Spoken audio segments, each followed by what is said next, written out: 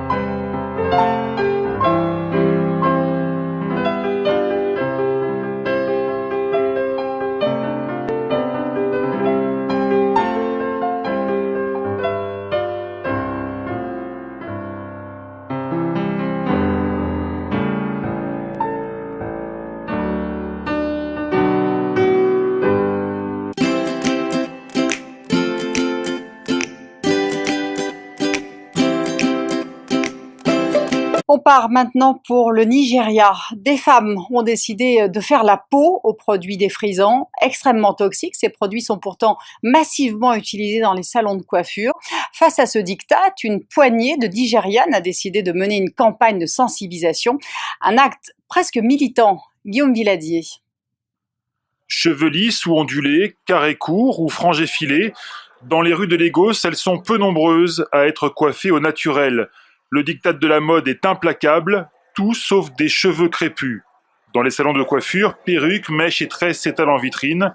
Olatayo, elle, vient régulièrement ici se faire défriser. J'ai les cheveux trop gros qui s'enroulent sur eux-mêmes. Alors j'utilise un défrisant. Une potion magique très corrosive. Certains défrisants utilisent de la soude. Le cheveu est lisse, certes, mais il est asséché et abîmé. Les dégâts sont parfois irréversibles. Ces femmes ont décidé d'en finir avec les produits chimiques. Elles ont coupé leurs cheveux pour les laisser repousser naturellement, crépus, en afro. Je n'en pouvais plus de les retoucher. Ils devenaient trop légers, j'en avais moins. Alors, j'ai décidé de les laisser comme ça et j'ai aimé. Je ne suis pas prête de remettre des produits chimiques. De conventions capillaires en bloc sur Internet, la résistance s'organise. Comment entretenir ses cheveux crépus, respecter leur texture, quels produits appliquer? Revenir au naturel, certaines parlent de révolution.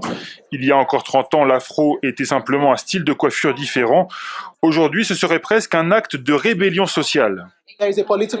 C'est sûr, il y a un aspect politique. Au début, avec mes cheveux naturels, j'ai dû faire face à pas mal de commentaires au travail. Mais aujourd'hui, les gens sont habitués. Ils voient bien que je fais mon boulot, que je suis compétente. J'ai juste choisi de ne pas modifier la texture de mes cheveux.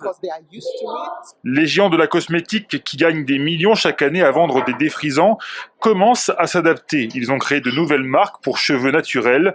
Mais ce retour à l'afro n'a pas encore convaincu le grand public.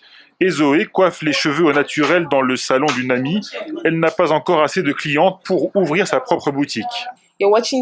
Sur les vidéos, à la télé, on ne voit encore que des cheveux défrisés.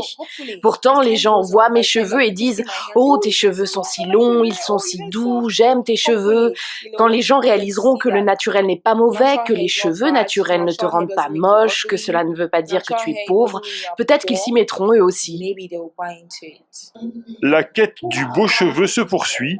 Reste à convaincre les femmes que la réponse ne se trouve pas au fond d'une bouteille.